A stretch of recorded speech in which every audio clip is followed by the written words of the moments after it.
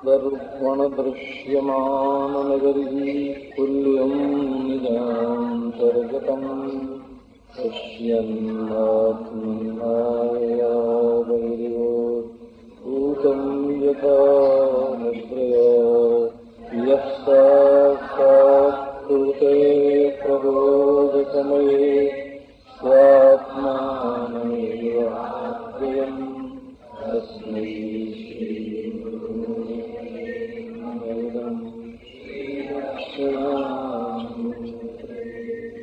जन्माद्यस्य यतोऽन्वयादितरतश्चार्थे स्वविघ्नेश्वरात् तेने ब्रह्महृदाययान् कवये मुह्यन्ति यत्सूरयः तेजो वारिमृदां यथा विनिमयो यत्र त्रिसर्गो मृषा धाम्ना स्वेन सदा निरस्तकुहकम् सत्यं परं धीमहि।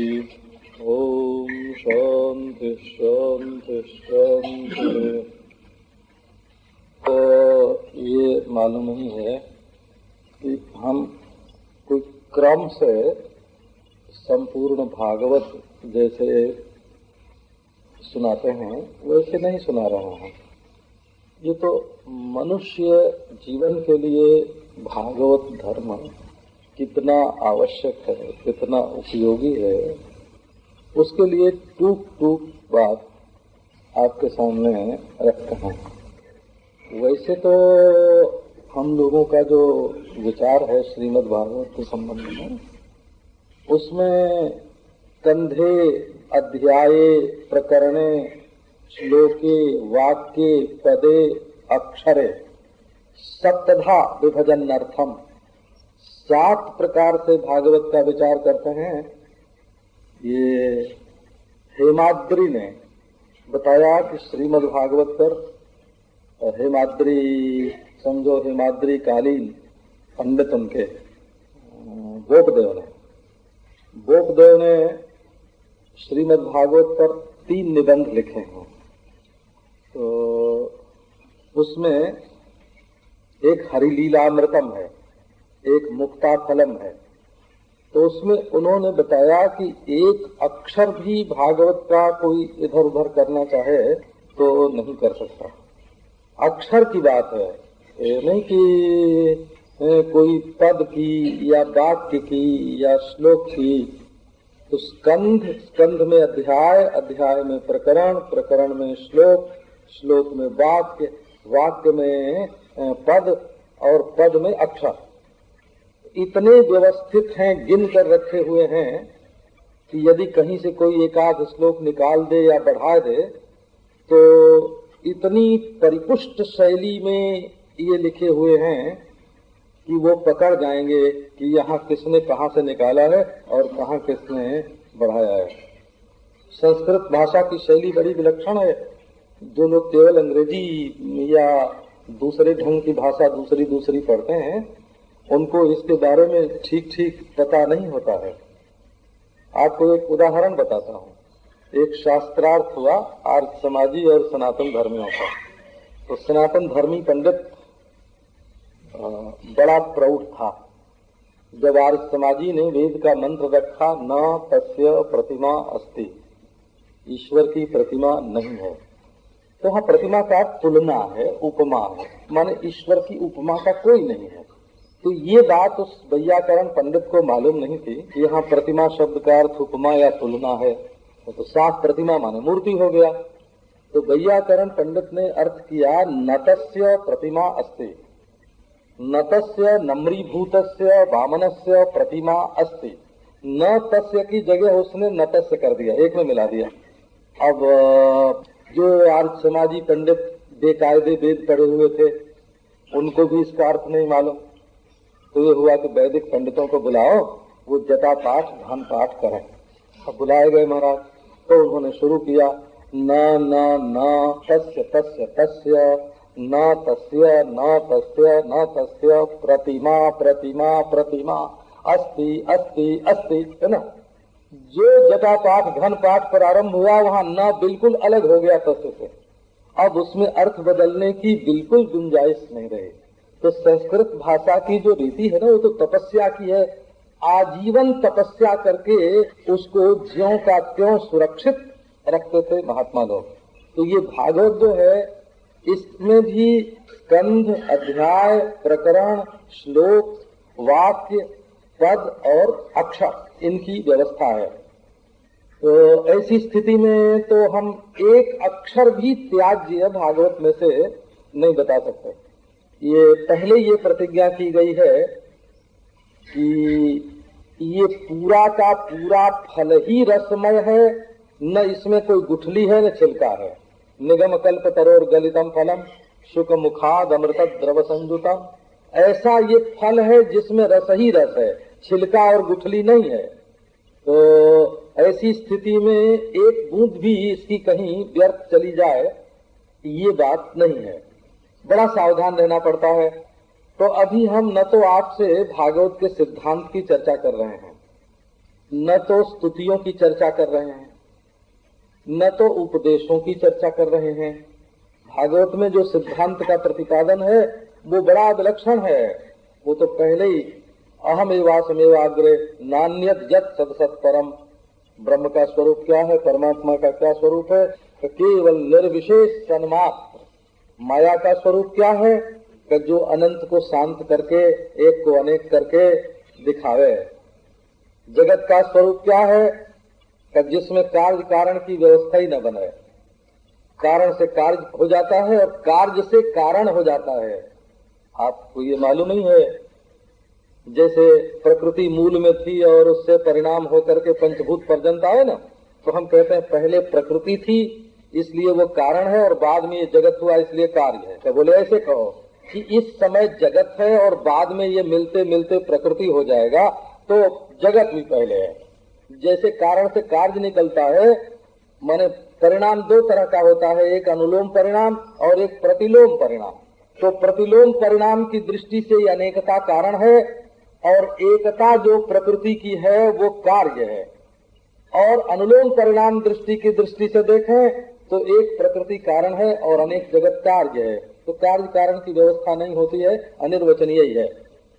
अच्छा, और जीव जो है जब अपने को परमात्मा से एक समझ लेता है तब द्वैत की सर्वथा निवृत्ति हो जाती है।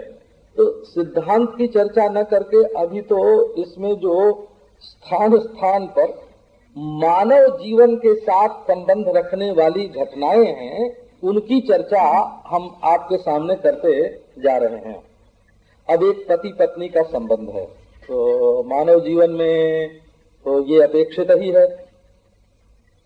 बच्चे को अलग सुलाने का कितना भी अभ्यास डालो, जब वो थोड़ा बड़ा होगा तो पहले ही माँ के बिना नहीं रह सकता, और जब थोड़ा बड़ा होगा तो बच्चों के बिना नहीं रह सकेगा। संगी साथी उसको चाहिए। प्रकृति जो है वो मिलजुल करके रहना चाहती है। तो मनुष्य के जीवन में अकेलापन जो है ये बहुत स्वाभाविक नहीं है। जिन्होंने प्रकृति पर विजय प्राप्त कर ली है उनकी बात छोड़ देते हैं, क्योंकि देखा गया है कि जो लोग जंगल में रहते हैं उन्हें वहां के पशुओं से और चिड़ियों से प्रेम हो जाता है, उनके साथ खेलते हैं। वृक्षों से ममता हो जाती है। दो साधु आपस में लड़ जाते हैं कि इस पेड़ के नीचे हम रहते हैं तुम मत आओ, पेड़ से दोस्ती हो जाती है। तो ऐसी स्थिति में ये जो सृष्टि की प्रक्रिया है इसमें आकर्षण विकर्षण जड़ पदार्थ में भी है। ये जो लोहा चुंबक की ओर आकृष्ट होता है ये जड़ का आकर्षण है। ये जो कोई चंद्रमा को देख करके खिल जाती है ये जड़ का आकर्षण है। पशुओं में भी स्वाभाविक शत्रुता और मित्रता देखने में आती है। जब ये ज्योतिषी लोग कुंडली मिलाते हैं ना लड़की लड़के की, तो देखते हैं कौन पशु जोनी का है, कौन मनुष्य जोनी का है, कौन देव जोनी का है, गण मिलाते हैं। तो ऐसी स्थिति में स्त्री पुरुष का जो दाम्पत्य जीवन है वो सृष्टि की परंपरा में और वृद्धि के लिए आवश्यक है। अब इसमें श्रीमद् भागवत में ये प्रसंग बार बार आता है कि पत्नी ने अपने पुरुष का मन पकड़ लिया। ये यहाँ की परिपाटी ऐसी है, मनोग्रहण इसको बोलते हैं। तो मन पकड़ लिया, तो कैसे पकड़ा? तो यदि वो पहले ही कहेगी कि ये हमारा हक है, ये हमारा अधिकार है, तुम्हें अपना मन हमको दे देना पड़ेगा, तो ऐसे अधिकार जमाने से कोई अपना मन किसी को नहीं दे सकता। पहले अपना मन जो कि अपने हाथ में है वो दूसरे को देना पड़ता है। जब अपना मन हम दूसरे को दे देते हैं तो दोनों मन आपस में मेल कर लेते हैं, और जब मेल कर लेते हैं तब हम अपने मन को धीरे धीरे अगर अलग भी खींचें तो दूसरा मन हमारे मन के साथ चला आता है। कभी हमारा मन उसकी ओर जाता है, कभी उसका मन हमारी ओर रहता है, और इस प्रकार सामंजस्य से जीवन व्यतीत होता है। अब करदम सरीखा बिकट विषय आपको सुनाया कल। स्वयं मनु जी आकर के अपनी पुत्री उनको दे गए थे। अच्छा, पुत्री देने के साथ साथ बहुत सारा धन भी, संपत्ति भी दे गए थे। ये भी आपको सुना दें, क्योंकि एक ही माँ बाप के दोनों संतान होते हैं, पुत्री भी पुत्र भी। ये जो माँ बाप समझते हैं कि हमारी संपत्ति का उत्तराधिकारी पुत्र ही है, पुत्री नहीं है, ये उनका समझना बिल्कुल गलत है। पहले व्यवस्था ये थी कि अचल संपत्ति में दो विभाग करके जमाई को और साले को, माने अपने बेटे को और अपने जमाई को परस्पर प्रतिद्वंद्वी न बना दिया जाए। इसके लिए पुत्र के लिए तो अचल संपत्ति की व्यवस्था करते थे और जमाई के लिए चल संपत्ति की व्यवस्था करते थे। उसका जितना हक है उतना ब्याह में और ब्याह के बाद ब्याज के रूप में, ब्याज समझ करके हो कि अवश्य देना चाहिए। लड़की का समूचा हक लड़की के घर में पहुंचना चाहिए।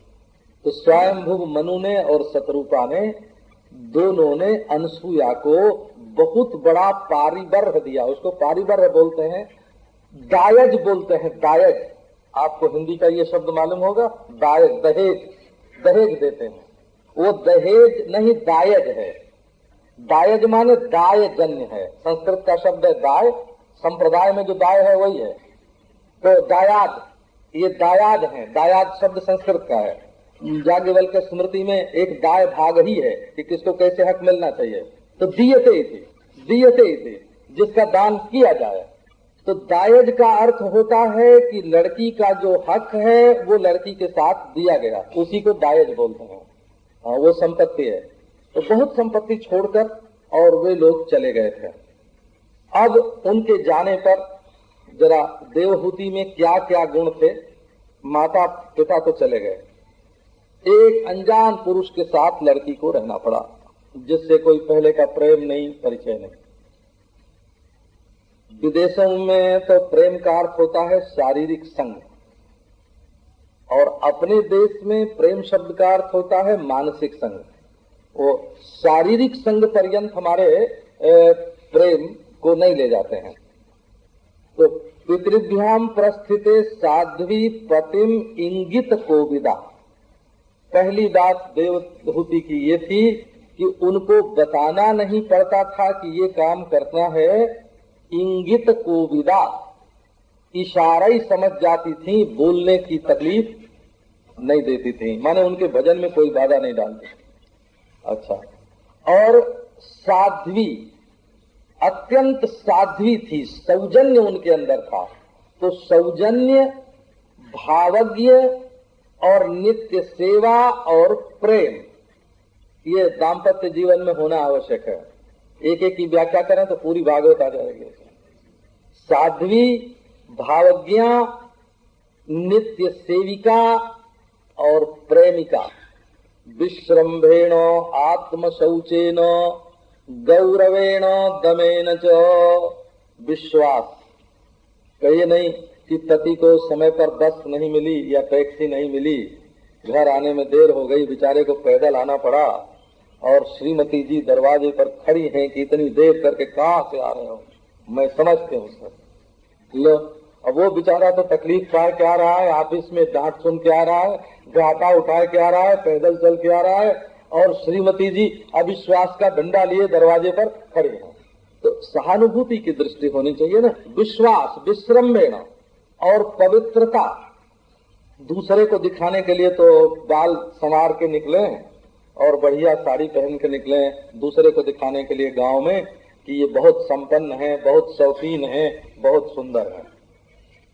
और घर में रहें तो बाल बिखरे हुए और अस्त व्यस्त, बाहर के आदमी से बात करें तो मीठी आवाज में और घर के आदमी से बात करें तो कड़वी आवाज में, तो ये तो प्रेम बढ़ाने का तरीका नहीं है।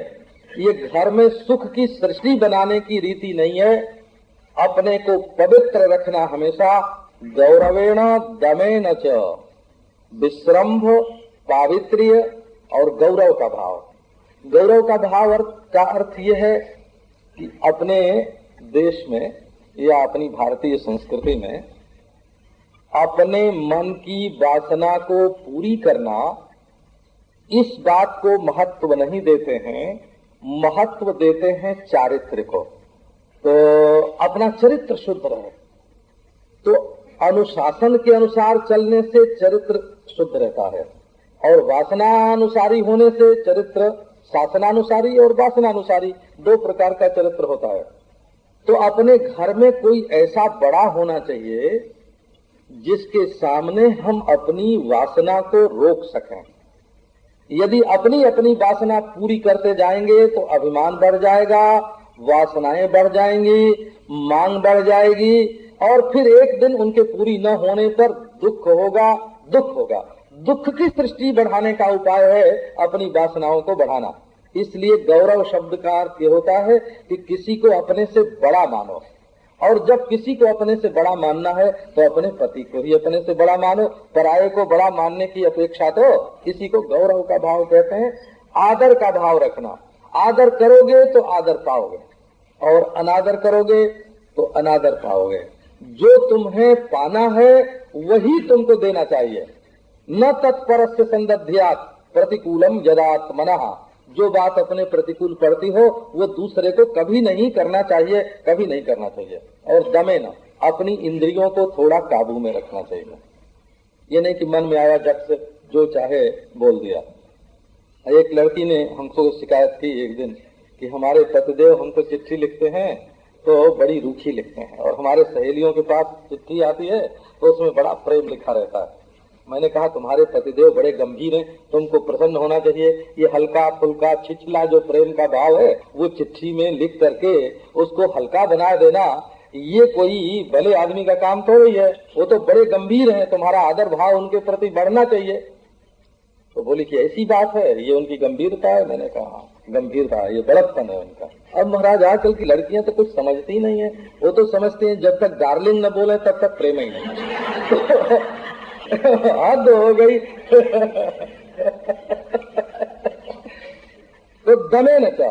अच्छा देखो, इसमें एक बात और है, यदि भोग की वासना बहुत अधिक रखोगे तो भोग की शक्ति क्षीण हो जाएगी, और भोग की शक्ति क्षीण हो जाने पर जो तुम्हारी बिगड़ी हुई आदत है ये तुमको बहुत दुख देगी। और यदि अपनी इंद्रियां काबू में हैं, जैसे कोई बात मुंह से बोलें तो ये सोचकर बोलें कि इसका परिणाम क्या होगा। इसके लिए संस्कृत में आयति शब्द है, हो आयति, जैसे आइडिया बोलते हैं ना, आइडिया। आयत्याम परिणाम है।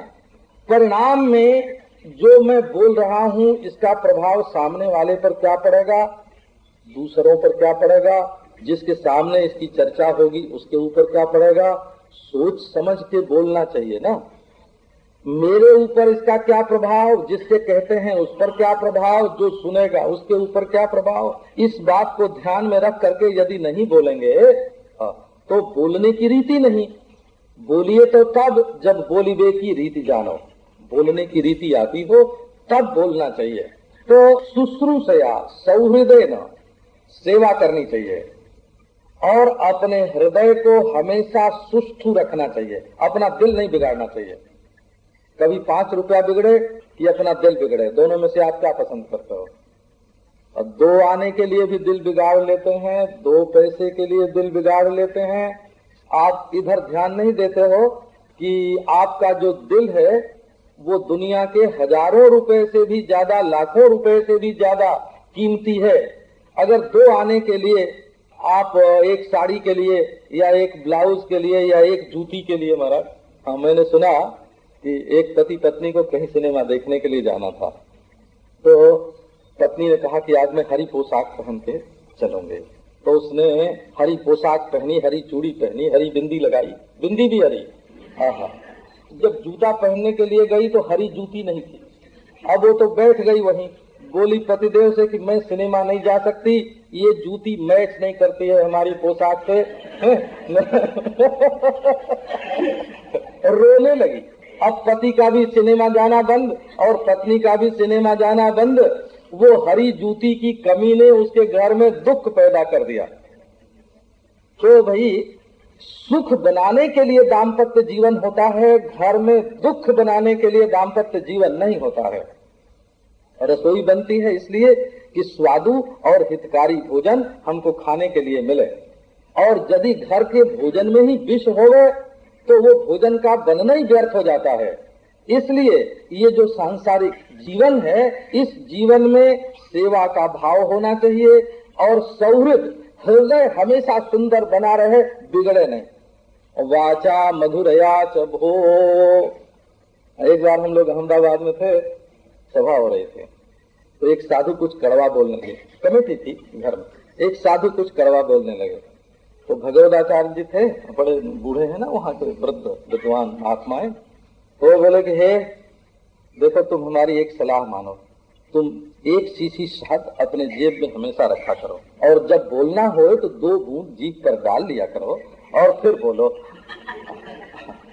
अब हंसने लग गए हम लोग। तो वो जो कड़वाहट थी ना, वो मिट गई। मधुरया का अर्थ है मधुरूपया, मधु एव मधुरा अथवा मधुराती क्षरति। वाणी ऐसी बोलो जिसमें से शहद झरती हो। जैसे आदमी कै करता है तो जो खाए हुए होता है वही कै करता है। ये संस्कृत में इसके लिए बहुत बढ़िया शब्द है, व्याहार शब्द है। एक व्याहार, एक तो होता है आहार ना, आहार माने बाहर से भीतर ले जाना, ये तो हुआ आहार। और व्याहार होता है भीतर से बाहर ले आना, आहार के विपरीत व्याहार। तो ये बोलना जो है वो आहार का प्रदर्शन है, माने तुमने क्या खाया है, क्या पढ़ा है, क्या गुना है, क्या सोचा है, उसका प्रदर्शन है व्याहार। तो तुमने अगर कोई कड़वी चीज खाई है तो कड़वी उगलोगे, और मीठी चीज खाई है तो मीठी उगलोगे। पता चल जाएगा कि तुम्हारे अंतःकरण में और तुम्हारी बुद्धि में क्या चीज भरी हुई है। तो हमेशा बोलना ऐसा चाहिए कि वो मधुर हो। इस संबंध में एक बात की ओर मनुष्य का ध्यान कम जाता है, इसलिए खींचता हूं। शास्त्र में सत्य बोलना ही धर्म है, ये धर्म का रूप नहीं है। जिनको न मालूम हो वो सुन लें, शंका हो तो उस पर विचार कर लें, पूछ लें। जैसे पति पत्नी एक कमरे में रहे और बाहर निकले, और माता ने या पिता ने पूछा कि बेटा क्या कर रहे थे, पूछ लिया, तो क्या उस समय सत्य सत्य स्त्री पुरुष को बताना चाहिए कि हम लोग क्या कर रहे थे? उस समय मौन से या दूसरी बात से या हंस के उस बात को टाल देना चाहिए। सत्य बोलना धर्म नहीं है, असत्य न बोलना धर्म है। सत्य का अर्थ ही ये है, असत्य न बोलना, असत्य न बोलना धर्म है। क्यों? बोले बोलना धर्म है ही नहीं। मौन भी धर्म है, बोलना भी धर्म है, दोनों को मिलाओ एक में। बोलना भी धर्म है और मौन भी धर्म है। तो व्यवस्था करनी पड़ेगी कि कहाँ मौन रहे और कहाँ बोलें। तो औचित्य का परित्याग कभी नहीं होना चाहिए। इसलिए मनु जी ने कहा सत्यम ब्रूयात प्रियम ब्रूयात। सत्य के साथ प्रिय की शर्त जोड़ दी। सच बोलो लेकिन प्यार से भरा बोलो। न ब्रूयात सत्यम अप्रियम, अप्रिय सत्य कभी मत बोलो। प्रियम च नानृतम ब्रूयात, प्रिय बोलो परंतु झूठ मत बोलो। एष धर्म सनातनः। तो वाणी का जो धर्म है औचित्य का परित्याग कभी नहीं करता है, उचित होना चाहिए। तो देखो सत्य होना चाहिए, हित होना चाहिए, हितकारी अपने लिए और दूसरे के लिए, और मित होना चाहिए माने थोड़े में होना चाहिए, और प्रिय होना चाहिए। सत्य हित मित प्रिय अवसरोचित। कोई बैठे हैं भोजन करने 4 जने, और एक ने वर्णन शुरू किया कि आज मैंने जुलाब लिया था और ऐसा ऐसा जुलाब हुआ। अब वो बिल्कुल सच है लेकिन गलत हो गया ना। तो बोलने का भी एक धर्म होता है, वो सीखना पड़ता है कि कब क्या बात करनी चाहिए और आवश्यक होना चाहिए। उस बात की चर्चा यदि जरूरी हो तो बोलो, और जरूरी न हो तो अपनी वाणी का अपव्यय क्यों करना। तो सत्य हो, हित हो, मित हो, प्रिय हो, आवश्यक हो और अवसरोचित हो। अगर किसी का दुख 2 घंटे तक समझो दूर रह सकता है। हमको बचपन में ये बात सिखाई गई थी, हमारे बाबा ने सिखाया था। घर के लोग बैठ के भोजन कर रहे थे और कहीं से किसी रिश्तेदार के मरने की खबर आई। हमारे बाबा ने पढ़ के मैंने भी पढ़ लिया, मैं उनके साथ था। तो बोले कि अभी चुप, सब लोग घर के जब खा पी चुके हैं तब बताना, नहीं तो रोने लगेंगे, खाने में बाधा पड़ जाएगी। इसको अवसरोचित बोलते हो। हमारे एक मित्र थे, बाद में वे वाराणसी में क्वींस कॉलेज के प्रिंसिपल हो गए। तो कॉलेज था जब, यूनिवर्सिटी नहीं थे। तो वो परीक्षा देने के लिए बैठे थे व्याकरणाचार्य के, और एक कार आया कि तुम्हारी पत्नी बिल्कुल मरणासन्न है, घर चले आओ। 5 दिन की परीक्षा थी, पहले ही दिन तार आया। उनके पिताजी थे, मुझसे बोले कि सुनो, ये तार की बात बताना नहीं, तुम चले जाओ हमारे घर। हमको भेज दिया, जाके देख आओ कि पत्नी बीमार है कि नहीं है। तब तक 3 दिन बीत जाएंगे, तुम लौट के आओगे तो 2 दिन में और बचा लूंगा, परीक्षा हो जाएगी उसके बाद बताएंगे, अगर मर जाएगी तब भी नहीं बताएंगे, ऐसे बोले। हम गए उनके घर, तो पत्नी जी तो बहुत खुश थी और प्रतीक्षा कर रही थी कि परीक्षा दे के हमारे पतिदेव आएंगे। बात क्या थी, किसी दुश्मन ने परीक्षा बिगाड़ने के लिए तार दे दिया था। तो बात सोच समझ करके करनी चाहिए, मधुर वाणी बोलो।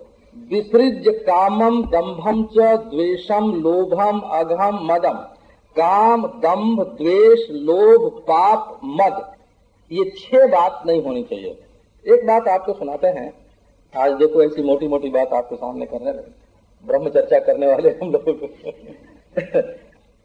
आप यदि अपना विश्वास खो देंगे घर में, आपके बारे में ये ख्याल हो जाएगा कि ये औरत ढोंगी है या ये मर्द ढोंगी है, दोनों ही। तो आप बीमार भी पड़ेंगे तो एक दूसरे का विश्वास नहीं करेंगे, कराहते जाएंगे और कहेंगे कि ये तो ऐसे ही कराहते हैं। आपको दवा नहीं मिलेगी, घर में दवा नहीं मिलेगी, भूखे होने पर भोजन नहीं मिलेगा। अपने बारे में दूसरे का ख्याल बिगाड़ना ये बहुत बुरा है। एक बार मैं भाई जी हनुमान प्रसाद जी के घर पे था, वहां का तो हमको बहुत संस्मरण है, क्योंकि ऐसा लगता है कि जैसे हमारा जो 6-7 बरस का उनके साथ रहना था, वो तो बड़ा प्रभावशाली जीवन था। एक दिन उनकी पत्नी रूठ गई, तो मैंने लड़की से पूछा कि तुम्हारी माँ आज क्यों रूठे हैं, क्या चाहिए, साड़ी चाहिए, जेवर चाहिए, क्या चाहिए। तो लड़की बोली कि आप भी खूब बात करते हैं। थोड़ी सी ब्याह उसका मैंने किया कहने का अभिप्राय, मेरे सामने पहले तो 10 बरस की थी, 13-14 की हुई। मैंने सगाई अपने हाथ से रुपया दे के की, इसलिए कहता हूँ कि मैंने ब्याह किया। तो माने हम लोग भाई तरीके घर में रहते थे। हमने संन्यास लिया तो गोरखपुर से लिया, हमने संन्यास लिया तो हनुमान प्रसाद जी पोद्दार के परिवार से लिया। हमारा परिवार तो बहुत पहले ही हमसे छूट गया था, एक नया परिवार था। तो आपको क्या सुनावे, लड़की ने कहा आप भी खूब बात करते हैं। हमारी माँ अपने लिए अपने को कुछ चाह करके और रूठ सकती है? अपनी असुविधा से, अपने दुख से हमारी माँ नहीं रूठती है। आज भाई जी ने दातुन नहीं की, दूध नहीं पिया, स्नान नहीं किया, लोगों के बीच में बैठे बैठे बात कर रहे हैं। दोपहर को उनके सिर में दर्द होगा, हाय हाय करेंगे, इसके लिए रूठी हुई है कि जल्दी उठते क्यों नहीं। तो माने अपने प्रिय के सुख के लिए रूठा जाता है। सिद्धांत स्व सुख नहीं है, रूठने का सिद्धांत प्रिय सुख है। यही तो हम राधा कृष्ण के प्रेम में, गोपी कृष्ण के प्रेम में यही तो सीखते हैं कि स्वार्थ नहीं करना, अभिमान नहीं करना, अपने लिए अपने को चाहे जितना भी दुख दे लें, परंतु प्रिय का बाल भी बांका नहीं होना चाहिए। यही बात तो हम गोपियों के जीवन में सीखते हैं ना। यत्ते सुजात करण अम्बुरुहम स्तनेषु भीता शनै प्रिय दधी महि गर्भतेषु तेना कवि मटति तद व्यथते न किंचित पूर्वादिधर भ्रमति धीर भवदायुषाम नः। हम इसलिए नहीं रो रही हैं कि तुम मिलोगे तो हमें बड़ा सुख होगा, हम इसलिए रो रही हैं कि रात के समय में और तुम कंटक और कुछ से भरे हुए पृथ्वी तल पर भ्रमण कर रहे हो, कहीं तुम्हारे पांव में कुछ चुभ न जाए। हमको दुख है तो इस बात का कि तुम्हारे पांव में कुछ चुभ न जाए, अंधेरे में कहीं तुम्हें लता में वृक्ष में उलझ न जाओ, इसके लिए हम दुखी हैं। तो हम अपने वियोग को तो जिंदगी भर भूल भूल के मर के सह लेंगी, हमको अपने दुख की परवाह नहीं है। तो अब ये बताओ, ये प्रेम की जो शिक्षा दीक्षा है, ये भागवत धर्म की खास वस्तु है और ये जीवन के लिए बहुत उपयोगी है। जीवन के लिए प्रेम पढ़ाने के लिए पाठशाला नहीं होती, लेकिन ये भागवत धर्म है जिसने प्रेम पढ़ाने की पाठशाला खोल दी। दुनिया में प्रेम पढ़ाने की पाठशाला नहीं हुआ करती, प्रेम हृदय में से निकलता है, परंतु श्रीमद् भागवत में जो गोपी कृष्ण के प्रेम का प्रसंग है, वो प्रसंग प्रेम की पाठशाला है। उसमें सीखो कि प्रेम कैसे किया जाता है। तो अप्रमत्तो व्यता नित्यम तेजी आंसम अतोषया, कभी प्रमाद नहीं होने पावे। लोग कहते हैं कि भूल गए, इसी को प्रमाद बोलते हैं। समय पर वस्तु का या इसका भक्ति के साथ, योग के साथ, वेदांत के साथ रत्ती भर भी संबंध नहीं है। ये तमोगुणी प्रमाद है बिल्कुल। एक दिन एक सज्जन आए हमारे पास, 7 विषय के आचार्य थे ब्रह्मचारी जी, उनका नाम हरिदत्त जी था, पंजाब के थे ब्रह्मचारी। तो मैंने एक व्यवस्था करने वाले से कहा कि इनको अमुक जगह कुटिया में ठहरा दो, इनके भोजन की, दूध की, स्नान की सब व्यवस्था कर दो। तो वो ले गए, ठहराए। अब दूसरे दिन 10 बजे ब्रह्मचारी जी हमारे पास आए। तो मैंने उनसे पूछा कि रात ठीक सब भोजन भाजन हो गया, दूध पी लिया आपने? बोले हाँ सब ठीक हो गया। हाँ सब ठीक हो गया। तो हाँ बोलने में हमको ऐसे लगा कि कुछ नहीं हुआ। अच्छा, तो मैंने फिर उन सज्जन को बुलाया जिनके जिम्मे वो काम था। तो बोले कि अरे स्वामी जी, मैं तो उनको ठहरा के घर गया तो याद ही नहीं रही। हाँ, अब रात याद ही नहीं रही। तो ये प्रमाद जो है, ये अपराध हुआ कि नहीं हुआ? तो दूध पिलाने की याद नहीं रही, अमुक चीज बताने की याद नहीं रही, ये ज्ञान से इसका कोई संबंध नहीं है, तो अज्ञान का लक्षण है। इसका योग से कोई योग तो सावधानी का नाम है। निरंतर सावधान रहना इसका नाम योग है। आंख मुदने का नाम योग नहीं है, वृत्ति को ठप करने का नाम योग नहीं है, निरंतर सावधान रहने का नाम योग है।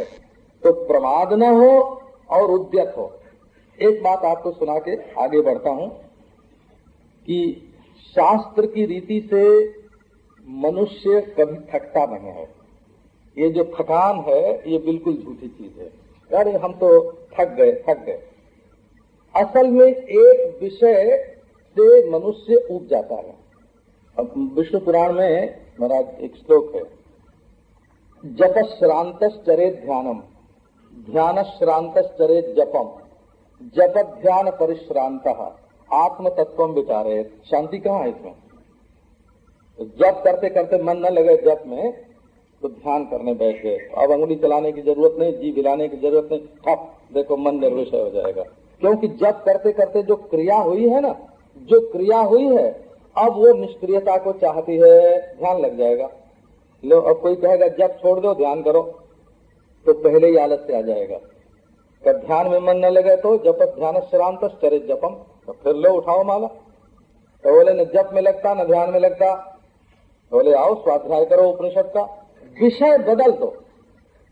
एक विषय में अगर मन थकान अनुभव करता है, हम दर्शन शास्त्र का ग्रंथ पढ़ते हैं, जब दर्शन शास्त्र का ग्रंथ पढ़ते पढ़ते ऐसा लगता है कि बहुत हो गया, अब आंख में थोड़ी जलन मालूम पड़ती है, और वो उठाते हैं काव्य। तो काव्य उठाते ही थकान गायब हो जाती है। और जब काव्य में का ये उपमा और ये उत्प्रेक्षा और ये श्लेष अलंकार देखते देखते तबीयत घबराती है, तो उठाते हैं कहानी उठाते हैं। ऐसा मन लगता है कि क्या पूछना, हास्य विनोद भी। कहानी में मन नहीं लगे तो हास्य विनोद। मन थकता कहाँ है? मन कोई ऐसी वैसी चीज नहीं है, ये तो निरंतर जागरूक रहता है, बड़ी तेजी से चलता है। थकान का अनुभव आप करो नहीं। अप्रमत्तोद्यता नित्यम तेजीयांशम उद्यता नित्यम। आपको नींद कब आती है? जब आपके लिए रुचिकर कोई विषय नहीं रहता है। तंद्रा कब आती है? जब आपके लिए रुचिकर कोई विषय नहीं रहता है। तो इस तरह से देवहूति ने अपने पति को प्रसन्न किया क्षामाम कर्षिताम व्रतचर्या, उसको क्षामाम, ये नहीं कि मोटी हो गई, ये पहले के युग में भी ये जो अद्भुत लोग होते थे ना, वो तो मोटे मोटे होते थे सब।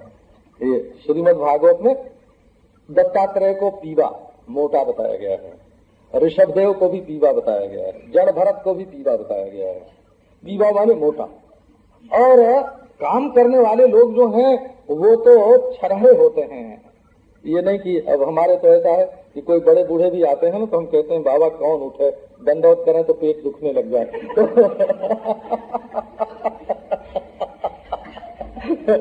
हम कहते हैं बाबा तुम दुबले पतले हो, कर लो दंडवत, हम मोटे हैं, हमसे झुका नहीं जाता है, माफ करो हमको। तो ये जो क्षामाम कर्षिताम व्रतचर्या, ये देवहूति जो है वो दुबली पतली थी। एक बात आपको और सुनाते हैं इसके बारे में कि जब तक करदम ऋषि रहे और कपिल देव जी रहे, करदम तो छोड़ के ही चले गए, उनकी तो भक्ति मिश्र ज्ञान था, भक्ति ऊपर से डाली हुई थी नमक की तरह और ज्ञान प्रधान जीवन था करदम का। परंतु देवहूति जो थी उनका ज्ञान मिश्र भक्ति थी, माने ज्ञान डाला हुआ था और भक्ति उनके अंदर परिपूर्ण थे, जीवन मुक्त हो गए। परंतु कपिल के जाने के बाद उन्होंने उस विमान को ही छोड़ दिया जिस विमान में स्वर्ग से भी अधिक संपदा और सुविधा थी, जिस विमान में झरने बहते थे, दूध घी दही गाय में से निकाल के नहीं लेना पड़ता था, जिसमें दिया जलाना नहीं पड़ता था, अपने आप मणि माणिक्य की रोशनी रहती थी, दूध के फैन के समान जिसमें सज्जा थी, जिसमें हजारों दास दासियां थे। उस विमान को देवहूति जी ने अपने पुत्र के जाने के बाद स्वीकार नहीं किया। असल में मनुष्य को महल नहीं चाहिए, मनुष्य को अपना प्यारा चाहिए, अपनी वस्तु चाहिए। 20-1 बरस की बात है, ग्वालियर के मजदूर लोग हमको ले गए ग्वालियर में, बिड़ला जी की वहाँ मिल है, तो गरीब गरीब मजदूर थे, वो ले गए। 1.5 रुपए महीने की उनकी कोठरी, एक बरामदा, एक कोठरी, उसी में रसोई बना ले, खा ले, उसी में पत्नी, उसी में वो। तो उन्होंने सोचा कि स्वामी जी को इसमें कैसे ठहराऊं, तो एक बड़े आदमी का माल मांगा उन्होंने, मकान बहुत बड़ा, और उसमें हमको दादा को जितने लोग हम लोग 3-4 ले जाके ठहरा दिया। बड़ा पलंग, बड़ा बाथरूम, बड़ी शोभा उसकी। अब वो तो हमको वहां ठहरा के चले गए, हम बात किससे करें। अब वो जो घर के मालिक थे वो तो बिल्कुल तने हुए उधर से निकलते थे और अपने कमरे में चले जाते थे, और रोटी उन्हीं के घर से खाने के लिए आने वाली थी, तो हम कैसे बताएं कि हमको आलू नहीं चाहिए। वो तो पूछने तो आए नहीं, जो उनके घर में बनता सो ही देते खाने को। तो हम लोग धीरे से वहां से निकले और चले आए फिर उनके अपने गरीब जो साथी थे उनके क्वार्टर में, और ये व्यवस्था की कि 2 मजदूर एक में हो जाए, उनकी पत्नियां दोनों एक में हो जाएं, और उनका वही जो कमरा है ना, उसी में हम लोग 4-5 उसी में ठहर गए। बोले यहाँ बात करने का हमको आदमी चाहिए कि हमको महल चाहिए है? और महल में भी अब वहाँ तो हम तो आदमी न लगे, सब ठूठे ही लगे, तो ठूठे ही लगे। असल में महत्व जो है वो मनुष्य का होता है। देवहूति ने सारा सुख छोड़ दिया और अंततो गत्वा देवहूति जीवन मुक्त हो गई। अब आपको हम चतुर्थ स्कंध की थोड़ी सी बात सुनाते। चतुर्थ स्कंध में बड़ी विलक्षण महिमा का वर्णन है। आपको हम 4 बात पहले धर्म के बारे में सुनाते हैं। एक थे महर्षि अत्रि, ये नारायण ब्रह्मा जी के पुत्रों में से, और उनकी पत्नी अनसुया थी, इन्हीं देवहूति करदम की पुत्री।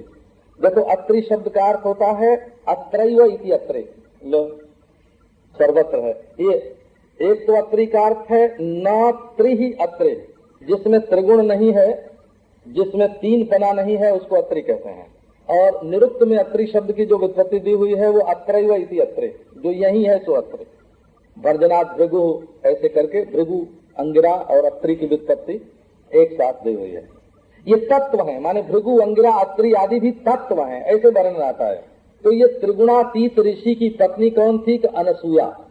एक अनुसूया होता है, वो अनुसूया न में ऊ रहता है, और एक अनसूया शब्द होता है, जिसमें असूया न हो उसको अनसूया बोलते हैं। अनसूया उसको कहते हैं कि जो किसी के गुण में दोष न निकाले, असूया गुणेषु दोषाविष्करणम अनसूया, अनसूया अर्थात असूया रहिता, किसी में दोष न निकाले।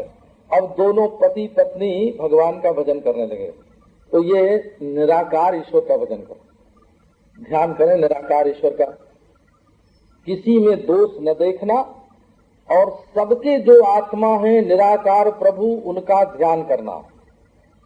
तो अब कोई ना आवे इनके पास और ईश्वर का ध्यान करें। इसका फल बड़ा विलक्षण बताया है। फल ये हुआ कि ब्रह्मा विष्णु महेश्वर तीनों आए उनको दर्शन देने के लिए। ये निराकार ईश्वर का ध्यान करते एक ईश्वर का, और ब्रह्मा विष्णु तीनों महेश तीनों आए दर्शन देने। तो अत्रि जी ने पूछा कि महाराज मैंने एक ईश्वर का ध्यान किया था, आप तीन हमारे सामने क्यों आए? ये बात भागवत में है और इसका उत्तर जो है वो बड़ा विलक्षण है। बोले कि देखो हम तीनों तुम्हारे बेटे बनते हैं। पहली बात तो यह है कि हम तीनों एक हैं। एक जो होता है अद्वितीय जो होता है वो दर्शन का विषय नहीं होता। तो बिना तीन बने सत्व रज तम की उपाधि धारण किए बिना दर्शन नहीं दे सकते, इसलिए तीन होकर आए हैं तुम्हारे पास। परंतु अब लो तुम बाप माने तुम निराकार ईश्वर का ध्यान करके निराकार ईश्वर हो गए, त्रिगुणातीत ईश्वर हो गए, और हम तुम्हारे पुत्र हो गए। माने सत्व रज तम, और सत्व रज तम में विद्यमान जो अधिष्ठात्री चैतन्य है ब्रह्मा विष्णु महेश, वो किसके बेटा? बोले जो ईश्वर के ध्यान में, एक ईश्वर के ध्यान में जो डूब जाता है उसकी महिमा का वर्णन कहाँ तक करें? तो उसकी महिमा यहाँ तक होती है कि ब्रह्मा विष्णु महेश भी उसके बेटे हो जाते हैं।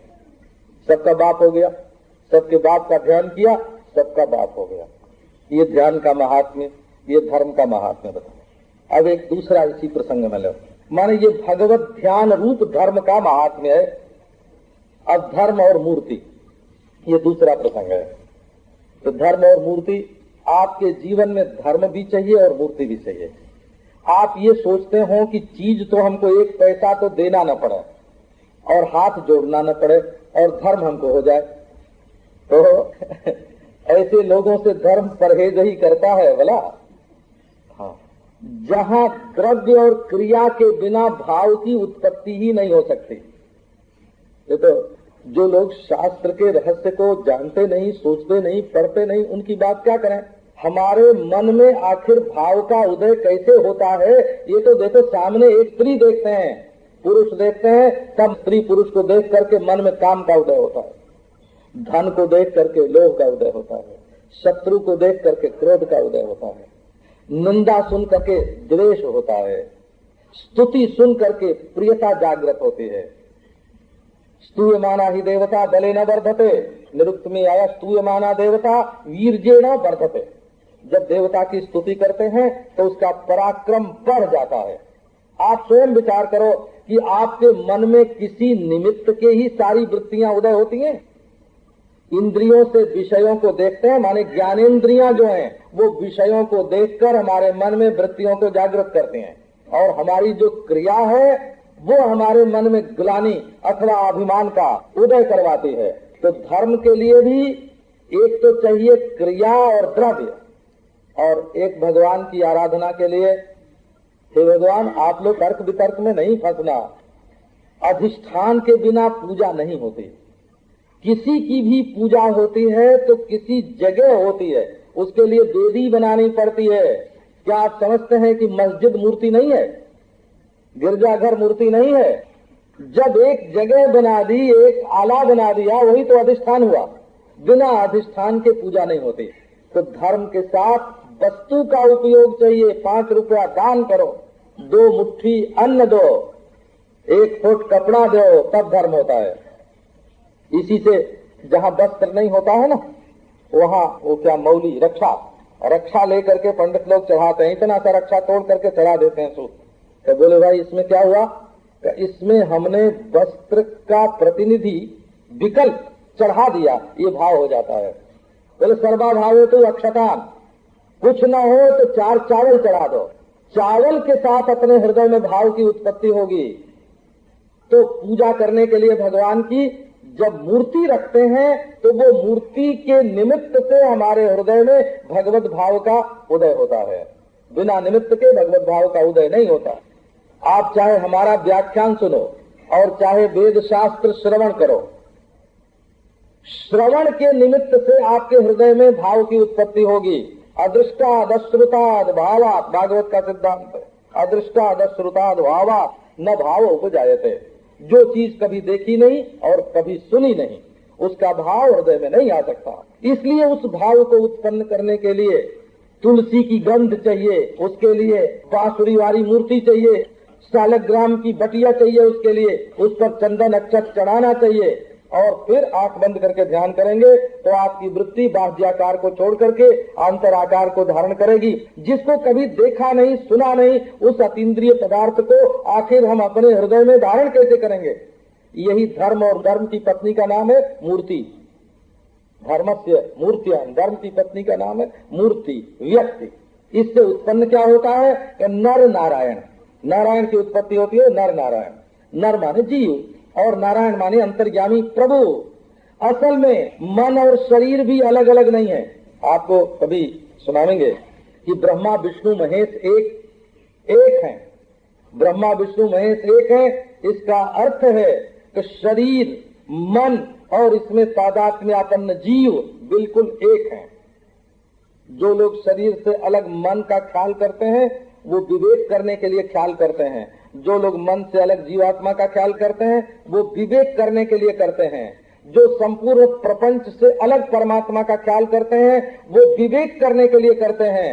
तत्वतः परमात्मा से जुदा न जीवात्मा है, न मन है, न सृष्टि है, न ये शरीर है। तो नर नारायण कहाँ होते हैं? तो धर्मानुष्ठान पूर्वक मूर्ति में जब ईश्वर भाव जागृत किया जाता है तब ये नर नारायण हो जाता है और नारायण नर हो जाता है। सत्वमेकम द्विधा स्थिता। अब यहाँ तक आपको बताया ईश्वर के आश्रय से धर्म की सफलता। अब भेद बुद्धि से क्या होता है? ये प्रसंग दक्ष के प्रसंग में है। दक्ष के प्रसंग में ब्रह्मा विष्णु और शिव में भेद करने के कारण दक्ष का धर्म नष्ट हो गया, यज्ञ नष्ट हो गया। और ब्रह्मा विष्णु शिव में अभेद बुद्धि करने के कारण दक्ष का यज्ञ संपन्न हो गया। तो व्यतिरेक के द्वारा ये बात बताई गई कि यदि भेद बुद्धि करोगे तो धर्म नष्ट हो जाएगा और अभेद बुद्धि करोगे तो धर्म बनेगा। अब ये प्रसंग आपको कल सुनाएंगे।